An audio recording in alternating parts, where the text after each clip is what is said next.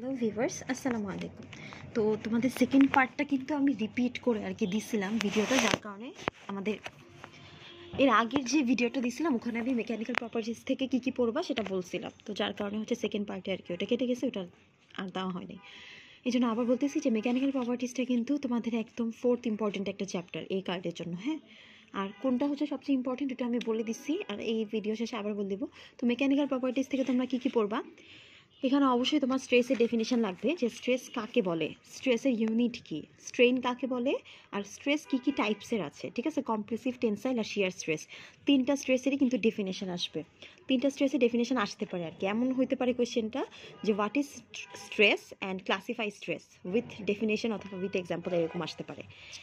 আচ্ছা, তারপর ধরো যে এখান থেকে যে কোয়েশ্চেনটা মাস্ট আসবেই আসবে, এটা হচ্ছে তোমার একদম ওপেন সিক্রেট একটা কোয়েশ্চেন, একদম মানে 100% এই কোয়েশ্চেনটা আসবে, সেটা হচ্ছে স্ট্রেস স্ট্রেন কার্ভ।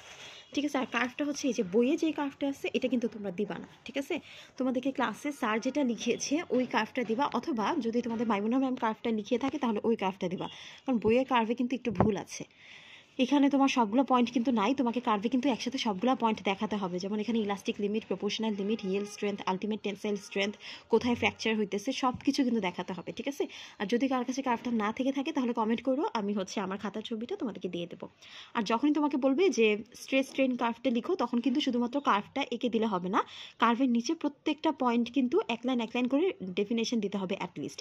যেমন ইলাস্টিক স্ট্রেন কাকে বলে, প্লাস্টিক ডিফর্মেশন কাকে বলে, তারপর হচ্ছে আলটিমেট টেনসাইল স্ট্রেংথ কাকে বলে, ইয়েল স্ট্রেংথ কাকে বলে, এগুলো সবও কিন্তু লিখতে হবে।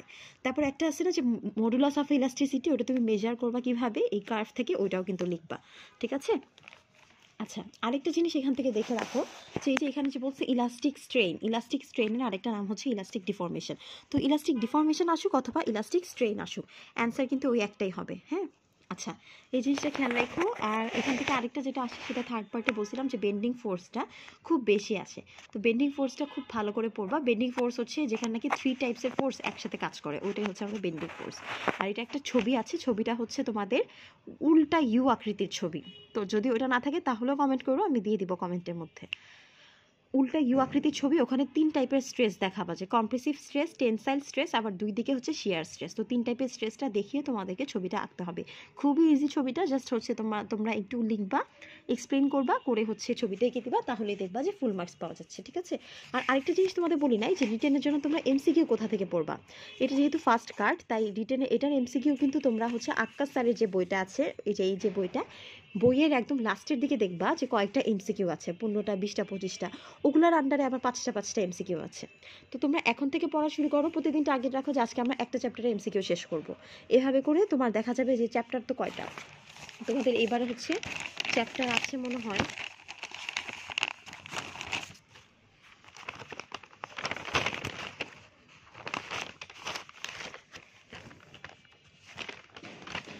এই কার্ডে মনে হয় তোমাদের চ্যাপ্টার আছে 8টা, তাই না? ওভারভিউ, ফিজিক্যাল প্রপার্টিস, তারপর হচ্ছে মেকানিক্যাল প্রপার্টিস, সব মিলায় মোটামুটি 8টা চ্যাপ্টার আছে। তাহলে 8টা যদি তুমি ধরে রাখো যে প্রতিদিন অ্যাটলিস্ট একটা করে পড়বা, তাহলে দেখবা যে 8টা শেষ করতে 8 দিন লাগবে। আর তোমার কার্ডে কিন্তু এখনও 8 দিন বাকি আছে, যেহেতু এসডিএম কার্ডটা পিছাবে। তো আর আরেকটা জিনিস এখান থেকে বলবো, সেটা হচ্ছে ইলাস্টিক মডুলাস, যেটা এটার ইম্পর্টেন্সটা কী বা আমরা এটা কেন জানবো, সেটা হচ্ছে যে আমাদের কোনো একটা ম্যাটেরিয়ালের মডুলাস অফ ইলাস্টিসিটি যতটা বেশি হবে ওই ম্যাটেরিয়ালকে কিন্তু ততটা থিন বানানো যাবে। হ্যাঁ, আর এটা আমরা কোন ক্ষেত্রে ইউজ করি, ডেঞ্চারের ক্ষেত্রে, কারণ তুমি পেশেন্টকে যখন একটা থিন ডেঞ্চারটা বানিয়ে দিবা তখন সে বেশি কমফোর্টেবল ফিল করবে ওটা পড়তে।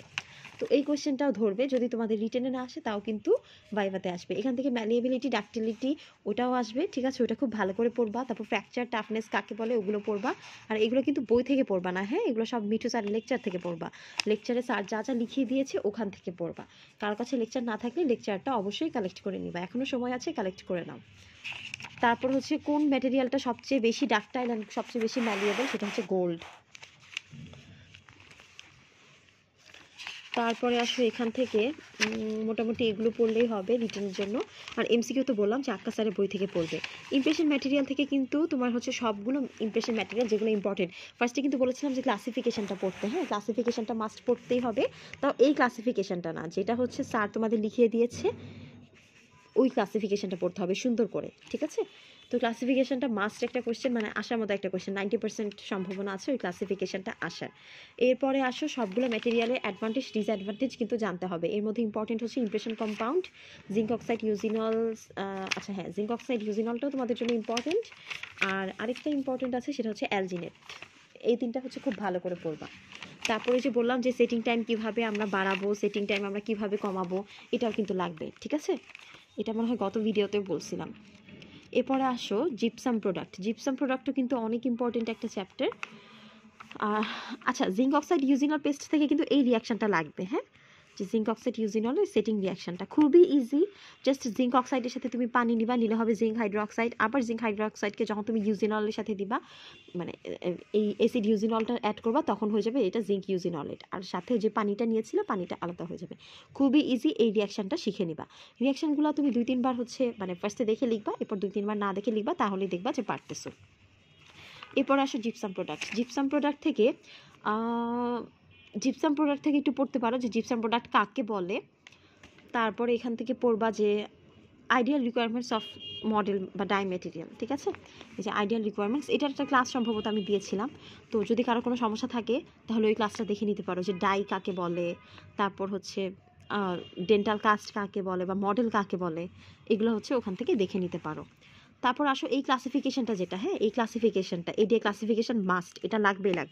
রিটেনে আসবে না কিন্তু তোমার মানে ভাইভাতে অবশ্যই ধরবে এই ক্লাসিফিকেশনটা, ঠিক আছে? তো এই জিনিসগুলো খুব ভালো করে পড়বা। এরপরের ভিডিওতে আমি জিপসাম প্রোডাক্ট নিয়ে কথা বলবো। আচ্ছা যাই হোক, তো ভিডিওটা এখানেই শেষ করতেছি। আরেকটা ভিডিওতে হচ্ছে আমি তোমাদেরকে বাকি যে চ্যাপ্টারগুলো আছে জিপসাম প্রোডাক্ট অ্যান্ড হচ্ছে ডেন্টাল পলিমার, ওগুলো নিয়ে বলবো। তার আগে একটু তোমাদের বলে দিই, এই কার্ডে মোস্ট ইম্পর্টেন্ট চ্যাপ্টার হচ্ছে তোমাদের এই ডেন্টাল পলিমারটা। তো মোস্ট ইম্পর্টেন্ট হচ্ছে ডেন্টাল পলিমার, ঠিক আছে? এটা খুব ভালো করে পড়বা। তারপরে ইম্পর্টেন্ট হচ্ছে ডেন্টাল পলিমারের চেয়েও বেশি ইম্পর্টেন্ট ইমপ্রেশন ম্যাটেরিয়াল। যাই হোক, ওটা নিচে লেখা, তো এই জন্য আমি খেয়াল করি। তো ইমপ্রেশন ম্যাটেরিয়ালটা হচ্ছে সবচেয়ে বেশি ইম্পর্টেন্ট এই কার্ডের জন্য। তারপরে তোমরা পড়বা জিপসাম প্রোডাক্ট, তারপরে ডেন্টাল পলিমার, আর তারপরে হচ্ছে ফোর্থ ইম্পর্টেন্ট যেটা বলেছিলাম মেকানিক্যাল প্রপার্টিস। এটা এখন লেস ইম্পর্টেন্ট চ্যাপ্টার কোনগুলো? লেস ইম্পর্টেন্ট হচ্ছে তোমার এই অ্যাডিশনটা বা ফিজিক্যাল প্রপার্টিস থেকে তুমি খালি ওগুলো পড়লেই হবে, যে গ্রিপ কাকে বলে, ফ্লো কাকে বলে, এইটুকু পড়লেই হবে। বেশি বাড়তি কিছু পড়ার দরকার নেই, হ্যাঁ? নিজে প্রেশার নিবা না। আগে যেগুলো দরকার না, যেগুলো বেশি আসে, ওগুলো আগে ক্লিয়ার করবা। তোমাদের সব পারতে হবে এমন কোনো কথা নাই, কিন্তু যেটা পরীক্ষায় আসবে ওটা অবশ্যই পারতে হবে, এটা মাথায় রেখো। পরীক্ষায় কি আসবে কিভাবে বুঝবা? গত ভিডিওতে বলে দিছি, বারবার কোয়েশ্চেন ব্যাংক দেখবা, গত কার্ডে সব কোয়েশ্চেন দেখবা যদি পসিবল হয়। আর আমি আমার কার্ডে কোয়েশ্চেনটা তো হচ্ছে কমেন্টে দিয়েই দিব, তাও একটু মনে করিয়ে দিও যদি না পাই। আর আমি তোমাদের একটা শর্ট সাজেশন দিতে চাইছিলাম প্রত্যেকটা চ্যাপ্টার থেকে, যদি তোমাদের লাগে। আর যদি তোমাদের মনে হয় যে না তোমরা হচ্ছে কার্ডে কোয়েশ্চেন দেখেই পারবা, তাহলে আমি আর দিব না, ঠিক আছে? কারণ এটা আসলে খুবই টাইম কনজিউমিং, এটা আগেও বলছিলাম। তো যদি কারো হচ্ছে লাগে ওই শর্ট সাজেশনটা, তাহলে একটু কমেন্ট করো। আর তোমাদের যদি কোনো টপিকে বা কোনো কোয়েশ্চেন, স্পেসিফিক কোয়েশ্চেনে প্রবলেম থাকে, তাহলেও কিন্তু বইলো, আমি কিন্তু ওটার উপর আরেকটা ভিডিও দিয়ে দিব। তারপর এই কোয়েশ্চেনটাও কিন্তু আসে যে একটা what are the recommended methods for operator to accelerate or retard the setting time. এই যে তুমি জিপসাম প্রোডাক্টের সেটিং টাইম কীভাবে অ্যাল্টার করবা বা কীভাবে ওইটাকে বাড়াবা বা কীভাবে কমাবা, ঠিক আছে? আরেকটা কোয়েশ্চেন খুব আসে, সেটা হচ্ছে আলফা আর বিটা হেমিহাইড্রেটের পার্থক্য। তো সবাই ভালো থেকো, সুস্থ থাকো। ভিডিওটা এখানেই শেষ করছি। আল্লাহ হাফেজ।